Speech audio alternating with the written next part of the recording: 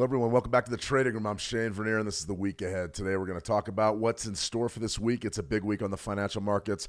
The United States Federal Reserve is making their latest interest rate announcement. That one's coming at us Wednesday. We've also got a couple of trade ideas. We've got a straight-up loser in the U.S. dollar, Canadian dollar, and I want to highlight the importance of this loser, why the level didn't work, and what exactly you can do to prevent losses like this in the future. There was one very clear-cut reason why the dollar CAD support level did not work, and number one is there was too many sellers there, but number two, why were there sellers there? Key economic event. You always got to know your economic calendar. You've got to be aware of what's happening in the live market at all times. And remember, no matter how good a trade idea is, no matter how solid a trade idea is, if in fact there's more sellers than buyers, your buy's dead. If there's more buyers than sellers, your sell's dead. And that's just sort of the way that it works. So I want to say welcome to everybody back in the room. I think it's a fantastic day to be a trader. Monday, relatively slow. We're going to talk about the U.S. Treasuries auctions. We're also going to recap what's happened. We had a huge announcement in the AI space that just came across the board in about the last hour and a half, last 2 hours. New legislation and executive order from the Trump administration is set to be really launch the era of AI protectionism, and I don't know, protectionism, excuse me. That's going to be an interesting development, one that we're going to be watching for probably years to come. We've also got some fresh news out of Venezuela, and the news is nothing's happened yet. We'll check our poly market odds on airstrikes there in Venezuela, and also look at our WTI crude oil markets, which is right around $59. We'll preview this week's streams, what you can expect out of the room, and also we'll talk a little bit about holiday trade. We're getting into the time of the year when the markets are slow way down. They slow way down, and the biggest thing you need to remember is when they slow down, there's not as much depth, there's not as much liquidity, and you can run into real trouble trying to trade big leverage. This week is what I would call probably our last pure trading week of the year. We might get some action next week, but right now I am seeing a holiday trade really, really indicative across the financial markets. A little bit of selling creeping into the United States equities markets, but I have to be honest with you, very, very flat markets. WTI crude's on the move, big pullback in natural gas, though we're still looking to the bullish end of that market. And then you've also got gold and silver sort of flat, and that's been rare for gold and silver lately. So I want to say welcome back, everybody. It's good to always be back here on a Monday. Riaz, good to see you, Riaz. Team Marina, hey, Shane, how was your weekend? My weekend was fantastic. Congratulations to my University of Montana Grizzlies for mopping up the floor with the South Dakota State Jackrabbits in the second round of the FCS playoffs. Big game, Washington Grizzlies Stadium. The weather held off. It was pretty good. It was really sort of sloppy going into the stadium, but really a great environment. Not as many people usually is there for a playoff game, but the Montana had real tough weather all around the state, and a lot of folks that usually come to those games couldn't make it because of the road conditions. So everybody that was there, you know who you are. I know there's a few folks watching out there that did go to the game. Great game. Can't wait for this weekend's game. South Dakota whipped South Dakota State last week. Next one's up South Dakota. So it's a lot of fun this time of year. Holiday season usually means football, at least American football here in the United States. A lot going on on that front. So my weekend was very good, T. Dryder, good to see you, Dryder. Welcome. I am Blue. Hi, Shane. Good to see you again. Good to see you. I am Blue. I want to say a big shout out to some of the interviews. I actually got a chance to meet a few of you out there this last week and talk trade and go through some of your issues, some of your trades, some of your expectations, and how exactly you want to build for the future. You know who you are out there, but it was absolutely fantastic and wonderful talking with you guys. Great traders out there. I'm always surprised at really the astute nature of some of the traders on the stream. And remember, this is for everybody, beginners all the way up to advanced traders. Ask any question you'd like. I'll be sure to answer it before we sign off today. So good to see you. Let's see over in the How to Trade community. Good to see you. Gordon Williams. Always a pleasure. Gordon Tuku. Bobby Bob. Hi, Shane. Hi, Bobby. How you doing? I think you're probably doing pretty well if you're on the probably the short side of WTI crude today. Interesting. We had a key level come into play there. I'll point that out in just a second. Lead, always a pleasure. Lead and Andrea Garwell. Good to see you, Andrea. I'm confident everybody's doing well, ready to get into holiday trade. This is always sort of a stagnant, sluggish time of year. It really is. So I think this is a great time to evaluate your performance, game plan for 2026, and also if you get some opportunities, maybe pick off a few good trades from now until December 31st. I think we're in for an interesting week. I really do. All right, let's get right into it. Okay, let's start with some trade updates here. Let's go ahead. We had a trade update out earlier today. I put a trade idea out on the Australian dollar, US dollar. Really an interesting idea because essentially what we're going to look to do is scalp to the short right in front of 67.07, which is the yearly high. But I did want to point out sort of the bullish nature of this market. We had a buy signal on the 920 EMA crossover that developed back on the 1st of December, about, 7 days ago. And you can see it's been just a really nice run up, really a beautiful swing trade. Your bid would have been somewhere right around your closing value was about 65.43. So you've got just about 100 pips out of that move. We're very, very close to it. Actually, you did top out just above 100 pips. That's a nice 5-day move, 4-day move here for the Australian dollar. Now, the big thing you have to remember for the Aussie is that you've got interest rate expectations and you've got the RBA meeting later on this evening here in the United States. It's going to be early in the Asia-Pacific session, the Australian Open shortly after that. So beware, be ready. If you are trading the Australian dollar, US dollar today, it's going to be key. RBA is going to get involved. They're going to issue their latest interest rate decision. We're looking for about a 3.6 prime rate, and that's supposedly unchanged. So we're not expecting much of anything out of the RBA. I do believe that potentially we could get a move. I just don't think it's going to be now. I think they're going to hold pat. This is a very hawkish RBA all of a sudden, very, very concerned about inflation, much like the Bank of Japan's concerned about inflation. So a lot going on here. Not everybody's as dovish as the United States is. I'm going to go ahead and I'll go through all the interest rate expectations in our lineup for this week, but definitely a big time event coming your way. If you are trading the Aussie, be ready for it. And that RBA is going to get involved probably in the next 10 hours, somewhere in there, 11 hours, 12 hours. Excuse me. You also have to excuse the voice. Did a little bit yelling on Saturday out in the cold, so it's always a little bit, this time of year, it's always a little bit deeper than usual. Remember, if you want to trade any of these ideas or any of these levels that you see or any of the strategies that you see, check out Switch Markets. Bring your ambition into focus. Thousands of global markets, fast and easy, deposits and withdrawals, zero commission accounts, advanced free trading tools, 24/7 human customer support. You just go right down to that right there. Click on that speech bubble, and you've got an online chat live and ready to rock and roll round the clock. So that's always a nice feature from a broker. I know a lot of them do not have that. You go down, these are the resources we've been highlighting lately. Free trading journal template. If you're interested in that, go and check that out. We also have just a lot of tools here, a lot of value-added stuff that you can get involved with pretty much whenever you want. So we're making videos all the time based on the service suite over at Switch Markets. Go ahead and check us out at Switch Markets on YouTube, and you'll get all the latest. We put out a video on the S&P 500 last Thursday. So if you're interested in that, go ahead and check that video out. Shows you exactly how to trade the S&P 500 on your futures, CFDs. Always a big deal, S&P 500. A lot of folks trade it. Let's see. Ahmed, good to see Ahmed. Let's see. Valedictory, it's great to see how the market will react this week. I tell you what, Valen, you're going to have a lot of interest rate talk, a lot of scuttlebutt, a lot of folks that are very, very interested in what exactly is going to happen Wednesday afternoon. We're going to have FOMC Live for you. That's the big key event this week, so you're definitely going to want to stay tuned for that. Okay, we've got a teachable moment here. I never run from losers. I really don't. I don't like to lose. Losing bothers me, but this trade was a flat-out loser. We didn't get any support at all from our level, 139.14 level. Didn't get any out of that at all. 139.25 was a pretty good trade on the buy side, but this area right in here did not do us very good at all, and I'm very disappointed by that. But at the end of the day, there's a very good reason why this trade failed, and I want to highlight that, and then we'll dive into our other trade ideas, and I will take any markets you want to look at, and I'll be sure to draw those up for you as well.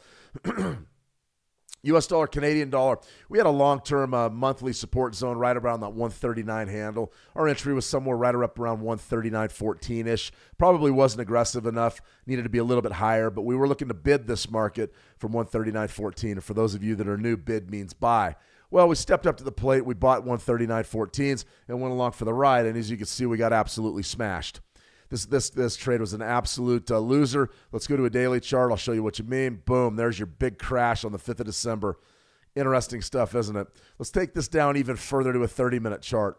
What happened? This was our level. The blue line was our entry point. What happened? A couple of observations. Number one, volume spiked.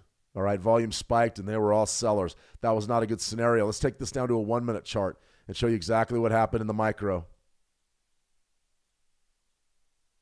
See if I can find it here.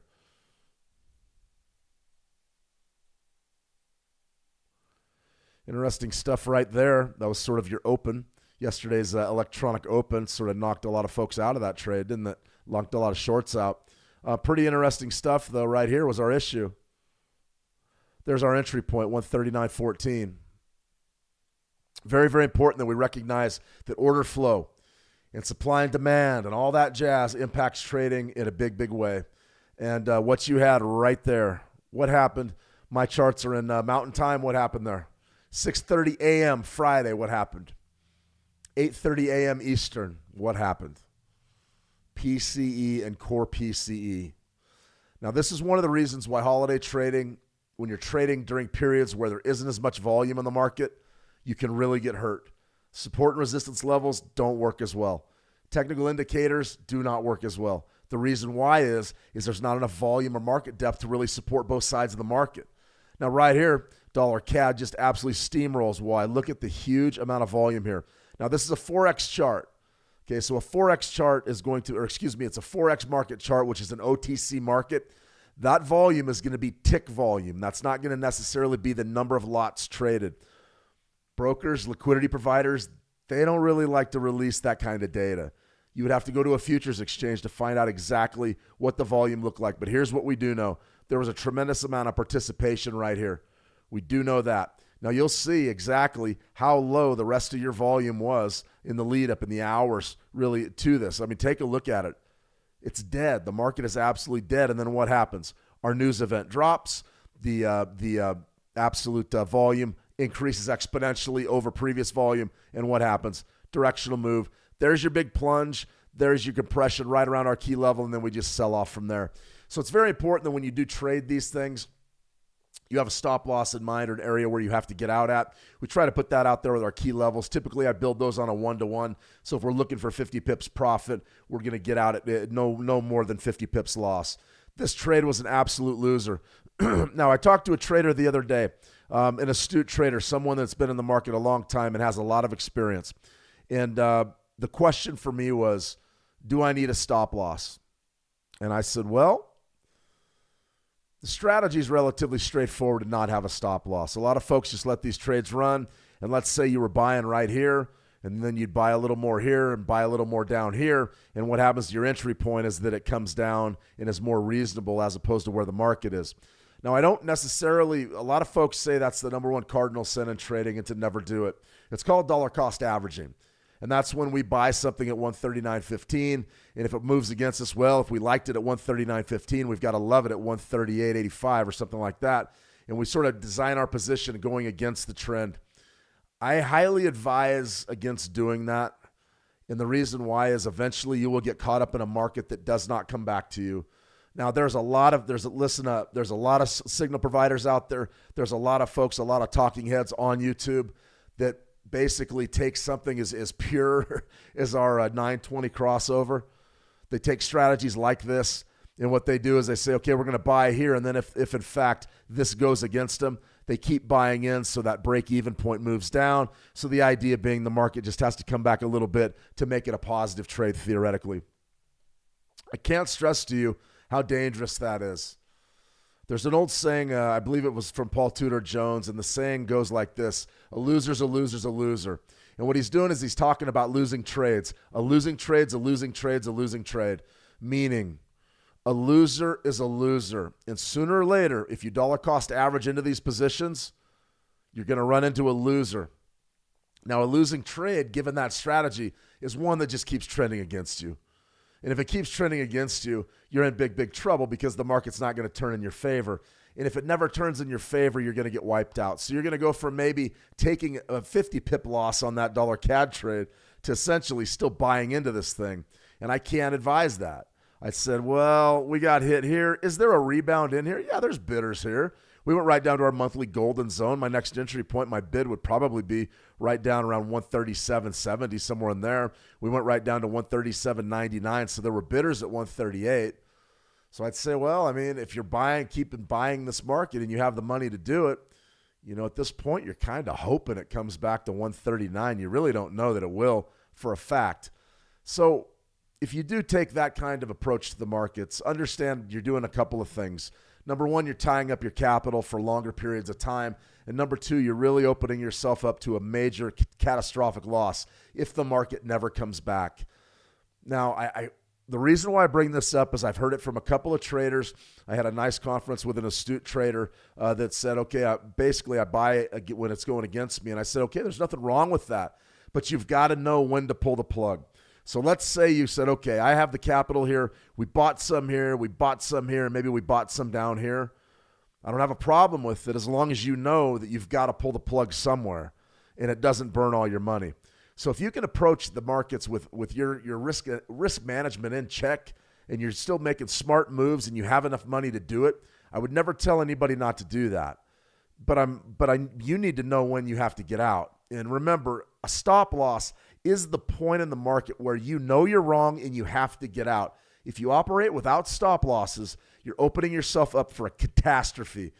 Now, there's a lot of traders in this world that have made millions and millions of dollars operating without stop losses. They have. A lot of the old pit traders, they didn't have stops in their minds. They would go into the pit and they were looking to either buy or sell discounts. They'd say, okay, this thing's overvalued. I'm going to sell it and we're going to wait. Okay, this thing's underpriced. I'm going to go ahead and I'm going to buy it and I'm going to wait. It's aggressive. I like it. And you can go a long time being profitable trading that way. But please understand me when I say this. When you're finally wrong, it's going to be destruction. You're going to blow your account out. Almost guaranteed. So if you're going to make those moves, don't risk any more than, I always say 1 to 3. I'll give you 5%. That's going to be a much more expensive trade. Don't risk any more than 10% of your account on a dollar cost averaging play. At least if you lose, you only dump 10%. You can still come back from that. What you can't come back from is 50% or 60% or 70% on one trade. The markets can stay irrational longer than you can stay solvent. Call the cliche police. That type of strategy, people have made a lot of money doing it, and they go a long time before they're wrong. But eventually, Black Monday comes around or Black Friday, and that's a wrap. That's all your money on one trade. Be very careful doing that. I would never tell anybody how to trade, and I would never tell you guys what to do. Be careful when you're doing that. Be smart. All right, let's see. Ahmed, Bitcoin got zoned between the U.S. dollar rate cut and the Great Britain pound rate hold. Maybe an increase. Yeah, we're going to look at a little bit of Bitcoin here in a minute. Team Marina, Shane, when to use the 8-13-21 versus the 5-8-13? Any advantage for using one over the other? I would lean towards the 5-8-13 on shorter time frames and a scalping mentality. That's what I would do. And the reason why is they're shorter durations, sensitive to current price action. You're going to get a lot more trades using that 5-8-13 on intraday time frames. Whereas the 8-13-21, those are longer time frames. You can still do it on an intraday basis. I prefer the 5-8-13, 8-13-21. I'm thinking swing trade. That's what I'm thinking. Something to think about there. Let me see, Ahmed, what are your thoughts for the Nikkei and the DAX? We've got a great level on the Nikkei coming up. And then the DAXI, I'll pull the DAXI as well. Okay, so that's sort of a good look at the psychology here. We've got a lot to cover, though, so let's go ahead and dive into the week ahead. Week number 50, 2025. It's already almost over. It feels like we just kicked it off last January. Nothing better than being in the trenches with you guys each and every day. I think that it's going to be an interesting week. I really do. Today, not much is happening. U.S. T-bill auctions. We're going to talk about those in just a second. Tuesday is the RBA interest rate decision and the JOLTS job openings. Don't hold me towards the JOLTS job openings numbers just yet. We've seen some major catastrophic shifts in our economic calendar. CPI was penciled in for Wednesday. They kicked that down the road to December 18th. So there's a lot of changes still going on this calendar. This would be our tentative outlook. So maybe we get the JOLTS job openings tomorrow. I just don't know for sure. Wednesday, the BOC interest rate hike. Well, that's not supposed to be a hike. We'll talk about that more Wednesday. BOC, that they're getting involved. EIA crude oil stocks, Fed interest rate announcements, all that's coming your way Wednesday. It's the key day of the week. We will have FOMC live for you, 2:20 p.m. Eastern time. We're going to take a look at Jay Powell and what exactly he has to say right now. We're looking at a rate cut.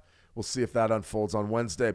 Thursday, the S&P interest rate decision. We're going to recap that. Initial jobless claims. Those are the key events. So if you're trading the Swissy, beware. And then Friday's the UK GDP and Germany CPI. So EU, the Euro USD probably going to be in play for Friday, especially after the Fed acts and a lot of things are going on. So definitely want to get involved there.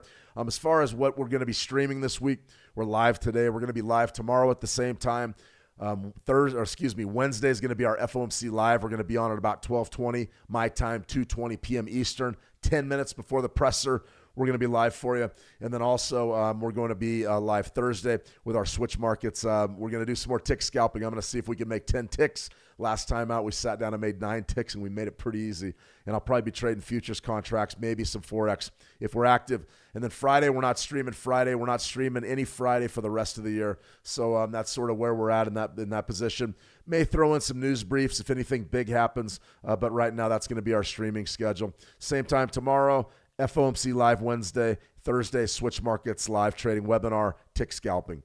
That's going to be our schedule. Okay, so what did we have today? The news of the day is the 3-month T-bill and the 6-month T-bill. These yields came down because we're expecting a rate cut and a dovish Fed all of a sudden, and that sort of gives us sort of rise to the narrative of a weaker dollar. So the dollar is going to be getting a little bit weaker potentially. Right now, the dollar index is right around 199. We're looking for a bit of a retracement this week because we're going to get a rate cut, we believe. Surprising me. It really is surprising me. We believe we're going to get that rate cut, and then also maybe some more dovish sentiment out of the U.S. Federal Reserve. So here's our CME FedWatch Index and a good look at where our interest rate expectations are for December.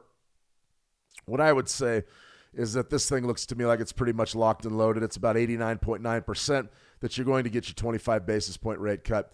That's a big change. That's really a big change over the last 6 weeks. We didn't think we were going to get a rate cut for a while. It was about 50-50. Inflation is still extremely high. We saw the BOJ decide they were going to raise interest rates. You're going to see the Australians, the RBA, the Reserve Bank of Australia, probably hold their rates at 3.6. Probably not going to get a rate cut out of Canada. We'll talk more about that as well. And you're going to get one out of the United States. So I think that you're in an interesting position for Wednesday. We'll talk more about this tomorrow, but as of now, we are already pricing an interest rate cut for Wednesday. So for me, I'm looking at the dollar index, and you can see we've got all sorts of things here, all sorts of wave counts and things that we've been looking at. But the big picture is, where does this market stand with regards to where it's been all year? Well, we've been in a rate cut cycle, and you can see we're very, very dovish. There's no question about it. This type of analysis is relatively straightforward, relatively simple. Spike high to a spike low. There's your pullback. 13-month EMA is present right around, 155. That would be a great sell in the DXY. I would have that marked on my chart for the rest of the month. Interesting stuff.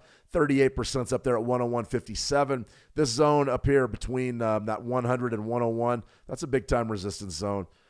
Given the rate cuts, given the fact that Jay Powell's out at the Fed next year, given the fact that 12 FOMC members are more than likely going to be restructured in some way, I think that the dovish way to play the dollar is basically the only way to play the dollar. So I think you're going to see a weaker dollar. It's going to start Wednesday, sort of already priced in these rate cuts, beginning really right after this rally back in October. Now things have certainly changed. Definitely a long-term L formation, which is extremely, extremely bearish. It's very bearish. So when I'm looking at the dollar right now, I say, man, that's bearish. No question. Let's look at the daily. And there's your dailies. Something like that. It's just been a steady downtrend and right back in there, 21st of November, right before Thanksgiving. That's when reality really started to set in that you were going to get a rate cut as opposed to interest rates being held static. Dollar's weak. Dollar's getting weak. It's potentially going to get a lot weaker in 2026, barring some type of external event that we just can't rationalize. Bond yields coming down. What does that mean? It means we expect an influx of new capital into the system originating at the Federal Reserve. It's that easy. Money supply gets bigger. The money's not worth as much. Yields go down because there's not much impetus to try to attract money out of the system. We're going into an interesting period, one that's potentially going to be very bullish for U.S. stocks. Economically, though, what happens to inflation? I don't see any way that inflation stays down. I really don't. I just don't see it. Okay, let's see. We got a look at Bitcoin. We want to see Bitcoin, the Nikkei, and the DAX. Let me see SGK. Good day. Good day, SGK. How are you? I'm doing very, very well. Bluefin, good morning. Bluefin up late in the UK. Nah, it's not that late yet. It's about 6:30 UK time. Good to see you, Blue. I think you went on a fishing trip last week or the week before. Been doing some fishing. I'm confident you did well with a name like Bluefin. I'm sure you guys tore him up out there. I'm a ways off of fishing. It's pretty cold here in Montana. Probably no fishing for another 6 months at least, maybe 5 months. In any case, right here, there's your dollar index. Let's go ahead and take a look at a few of these markets. If you have any markets that you'd like me to look at, be sure to drop them in the live chat, and I will do my best to give us some idea of what's going on. Okay, this is going to be a quick and dirty look at the Nikkei because our analysis is already done. I was really big on this market last week, potentially reaching an area where we can really attack. And this area is going to be right down in your Fibonacci golden zone.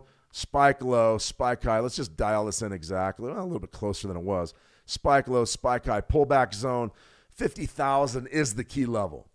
50,000 is the key level in the Nikkei. So we're looking for a bump off of 50. If we get it, we're gonna feel pretty good. Right there, your 13-week EMA, or excuse me, 13-day EMA is right around 49.98. That's just a beautiful area. 49.989 and 50,000. Plus, you've got the back end of your Fibonacci golden zone at 49.834. That is a damn fine area to bid this market, and definitely a support zone I will be watching.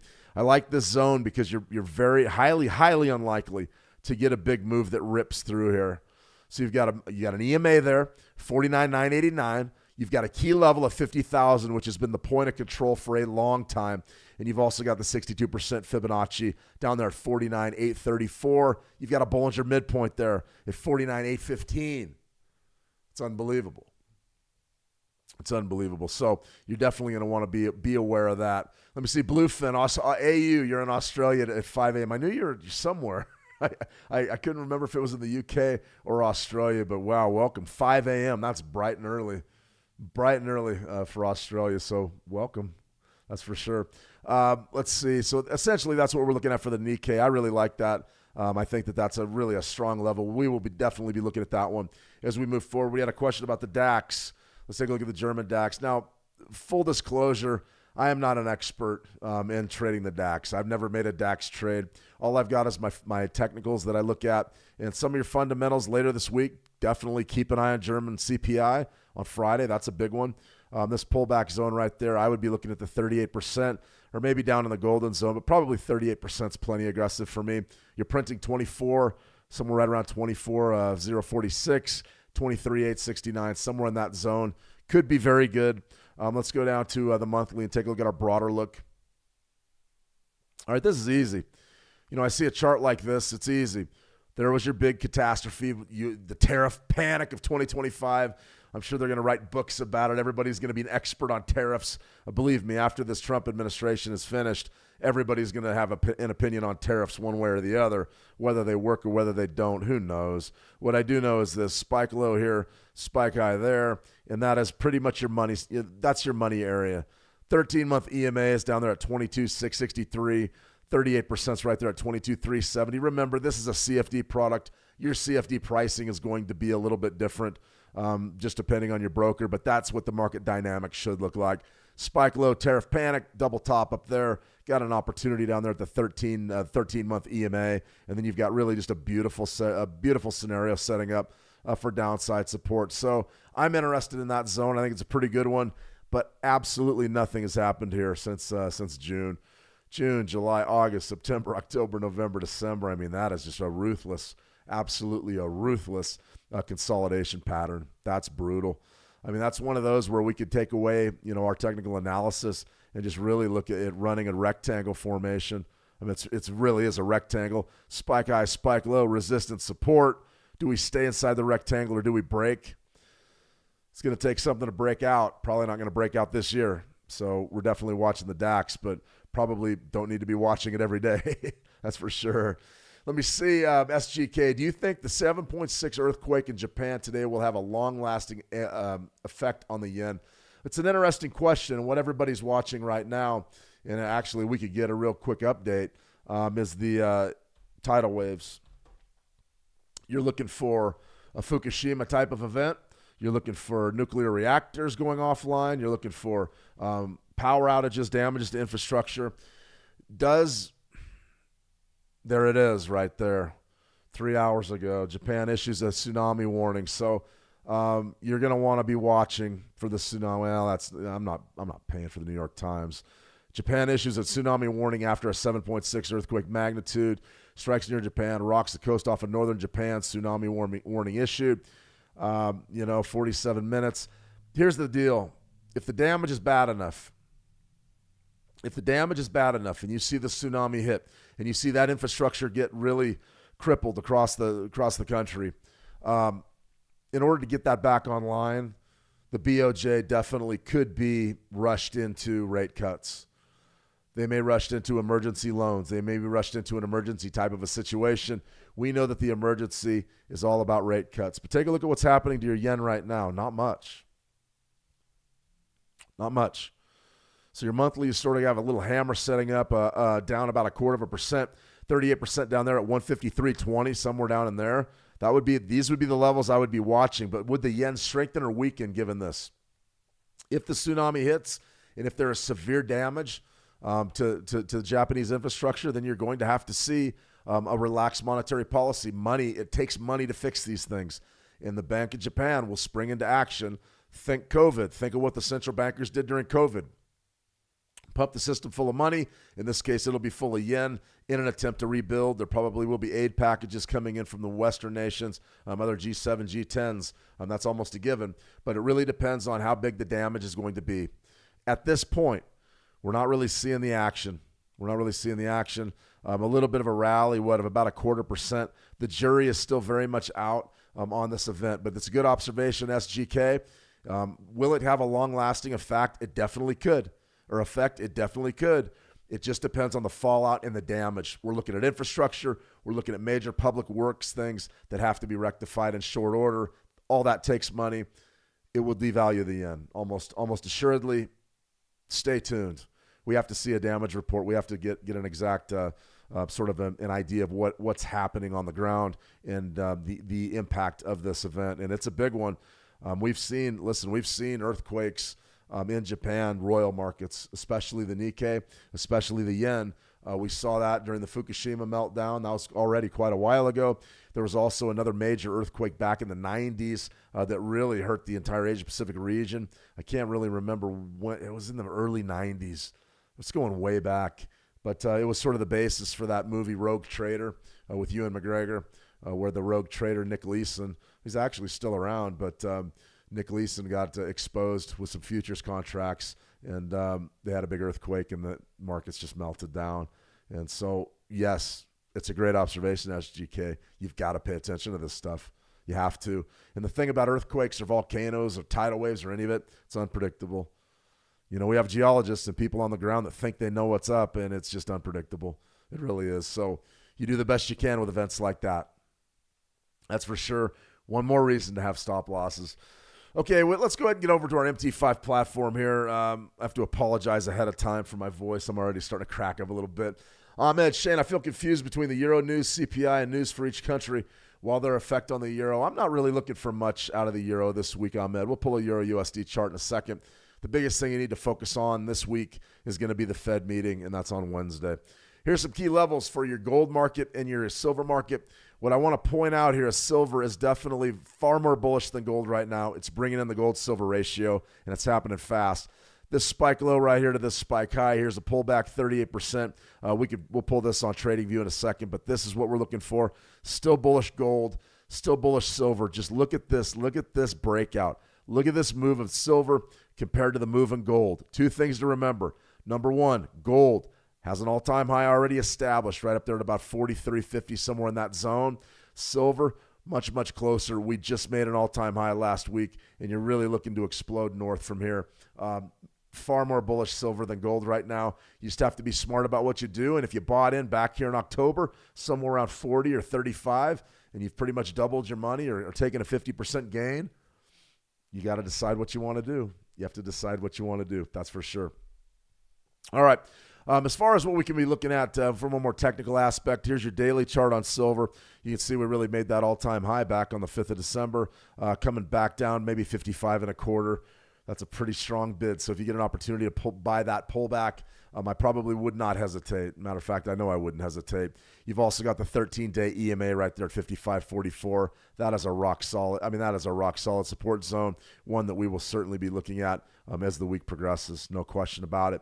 As far as what we can be looking at with regards to gold, much the same, just not quite as defined.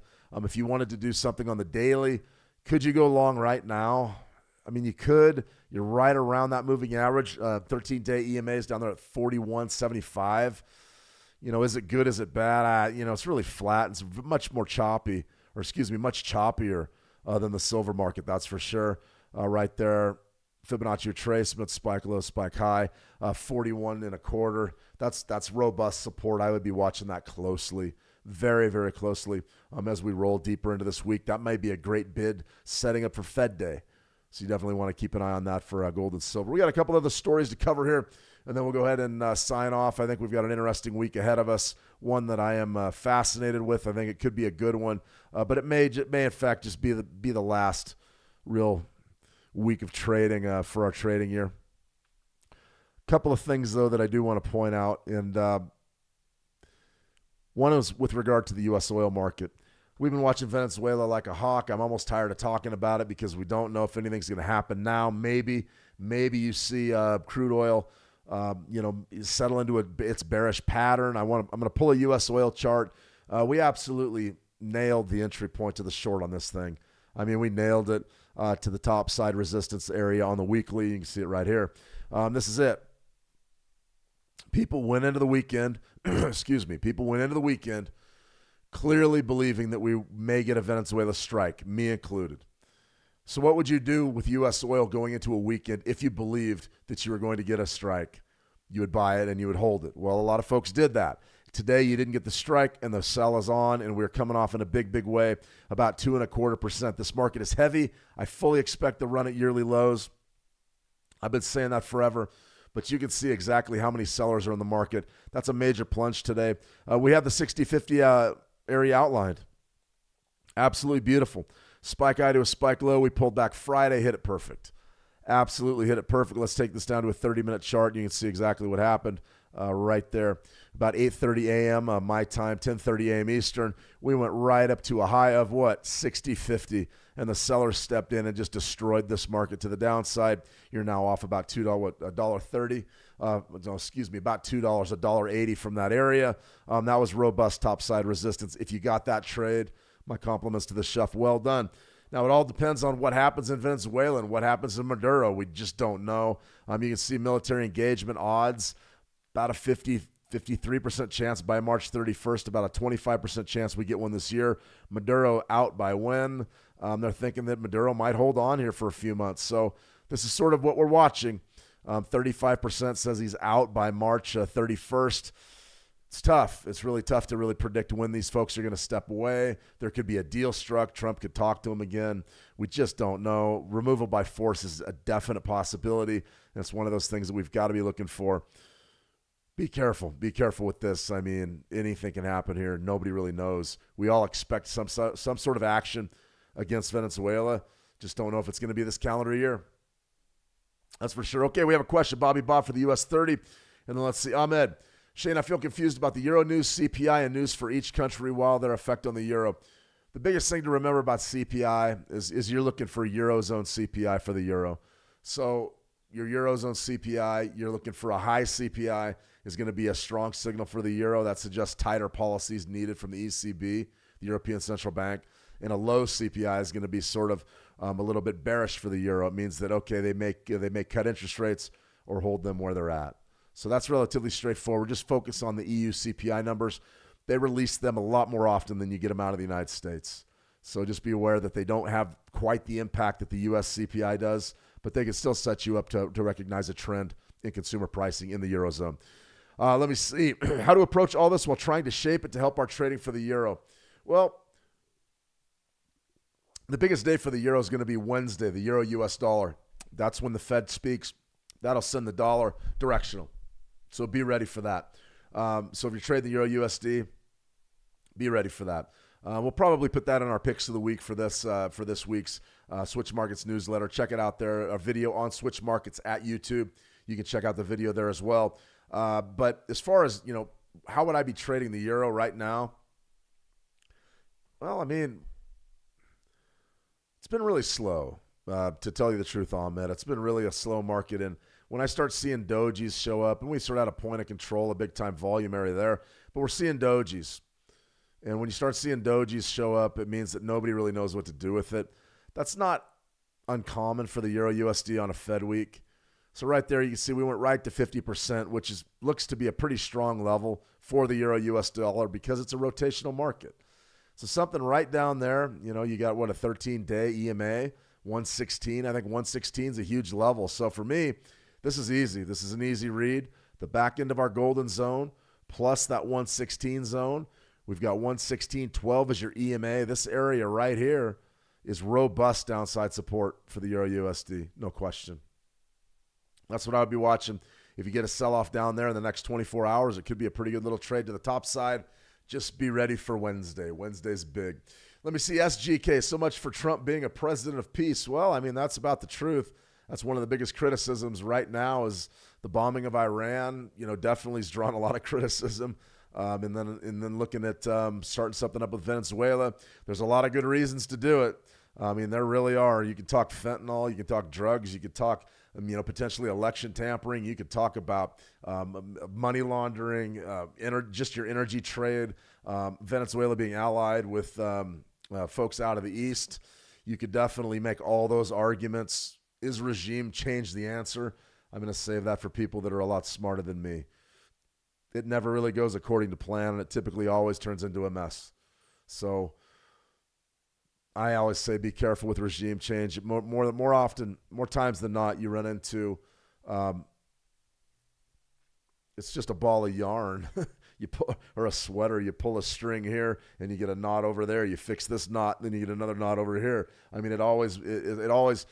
The thing about regime change is it always creates a vacuum, and then whatever fills that vacuum, you're stuck dealing with because you don't really want to go in and change another regime over. So I don't know anything about it. I know how it impacts the markets, and right now it is one of the only things holding crude oil above $55 is Venezuela and rate cuts. That's it. That's it. Other than that, we're looking at $50 crude, $45 crude oil. All right, let's go to US 30, and this will be our final market of the day. I'm bullish. I mean, this is one of those things that I am fully. We looked at the dollar CAD loser earlier today. Coming into 2025, this is 2025, isn't it? Yeah. Coming into this year, I said, okay, what's likely to happen? We knew there was going to be problems. We knew there was going to be problems with tariffs. We knew there was going to be a shakeup as the Trump administration came in and starting renegotiating every trade deal under the sun and putting tariffs on people and just doing things in a different fashion. All right, it's not necessarily that I don't like the policies. It has nothing to do with any of it. What has to do with is change and uncertainty. And what happened? We did have a semi-market crash in April. We came off, about 3% for the month, but from the beginning of the year, we were up around 45,000 there in the Dow, and we traded all the way down to about 36,000. That's a big-time move, all right? That's more than 10%. That's officially a correction in about 90 days. Now, my big prediction for this last year was a market crash, and I'd say I got it about half right. I personally was looking to see these markets trade down in here somewhere. I was looking for 34s. I was looking for a major crash to knock all the retail longs out before you saw this thing really build back over the coming 36 months. It didn't develop. You had a major liquidation here. A lot of panic came into the market in early April. A lot of hedge funds were selling. Cats living with dogs, hysteria, right? But since then, we've been just on a rocket ship north, and you've got a winning streak of 6-7 months. So you want to buy any chance you get. In my opinion, you just want to buy pullbacks. There's no reason to reinvent the wheel. Spike low there, spike high there. A pullback right down to around 46.5 is a good one. Now you're about 1,000 points above that. Do you get that opportunity? Maybe. You might get it maybe after the Fed speaks, if they surprise the markets and hold rates firm where they're at, and maybe they're a little more hawkish than we thought. Maybe. Potentially we could get that level. Do I think we're going to get it? No. No, I don't. But if we do get it, 46.45, maybe potentially we get that bid in an area where we can really sink our teeth into this market. Now, as far as what we can look at for the next couple of days on like a shorter time frame, do I want to be long or short this week? I'm not committing either way until after Wednesday.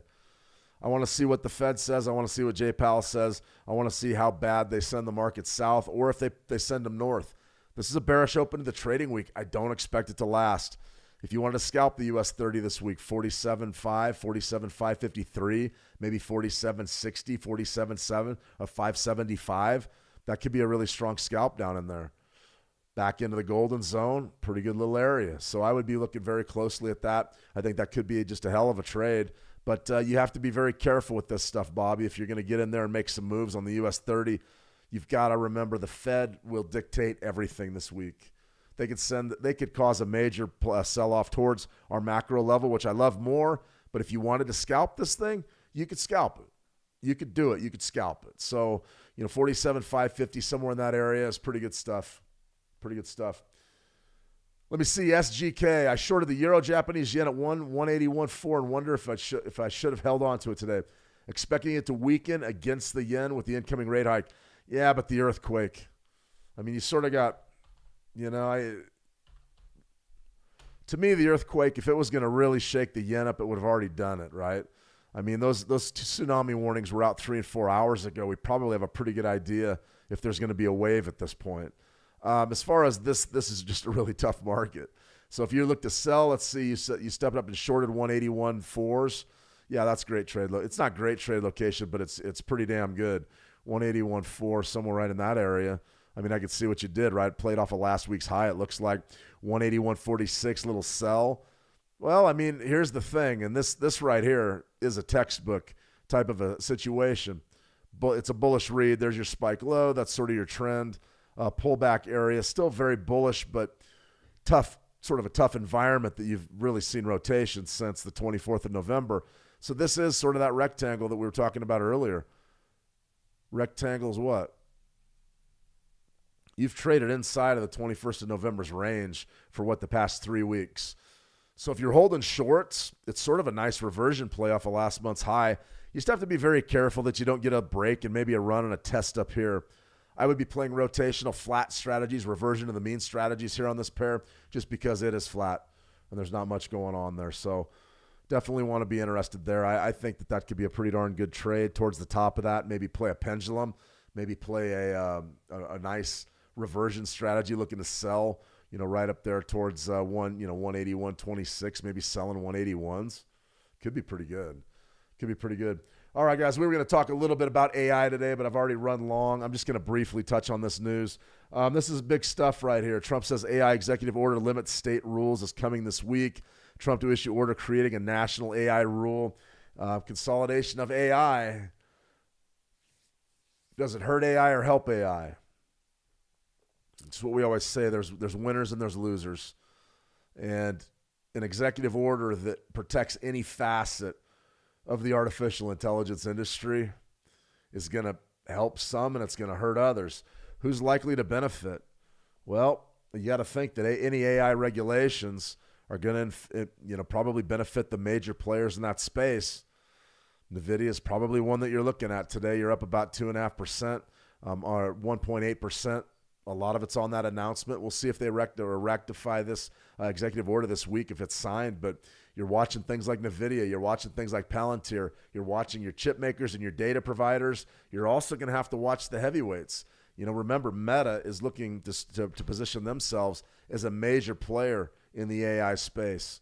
So something like this, interesting stuff. Amazon has already sort of dove into that arena. We're talking about data centers, talking about power plants, nuclear energy.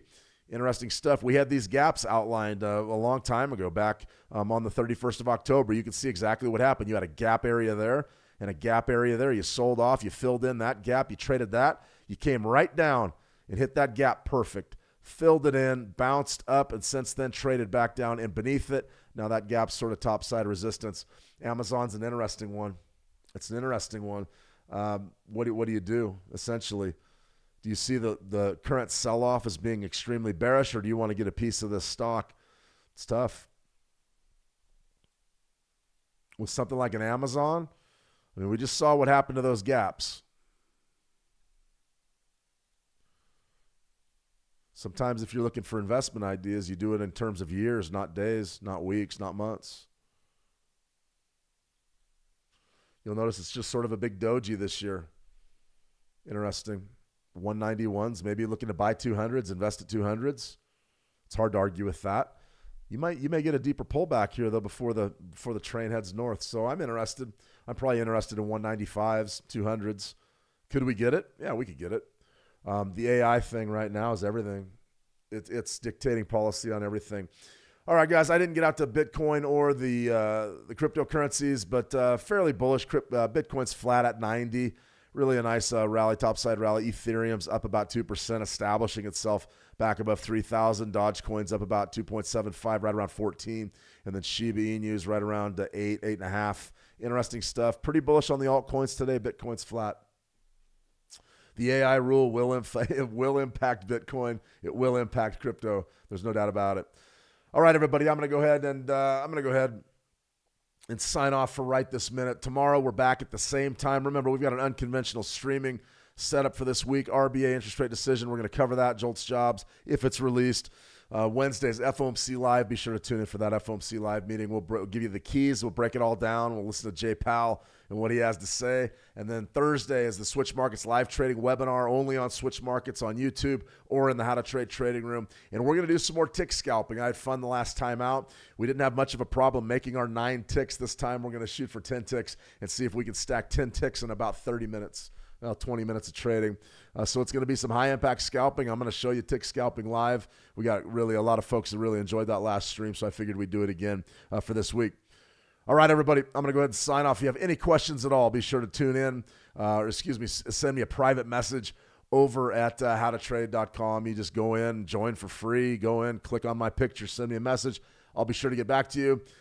If you don't want to do that, just always be sure to weigh in on the live chats. I love to hear from you. If you have any questions at all, bring them tomorrow. Remember, aside from Wednesday, we could be in for some slow trading conditions. I think that we're in for a pretty good trading week. Now is probably not the time to be risking your car or your house, but it's a good time to evaluate where you're at as a trader, what you want to get accomplished next year, and also maybe try to make a few good trades before these markets go absolutely dead, which I think is probably coming. We're down to our last sessions of the year, guys. I think you're going to see things really start to die off after the Fed meets. We'll look at probably an active session Thursday. Friday could be pretty good. And then we'll be looking at Monday, Tuesday, Wednesday, the next week, Thursday.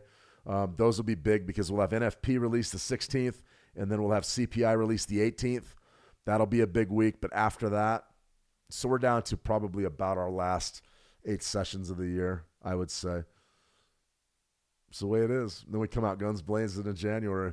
All right, everybody, have a fantastic trading day. Trade the action well, and we'll talk soon. See you.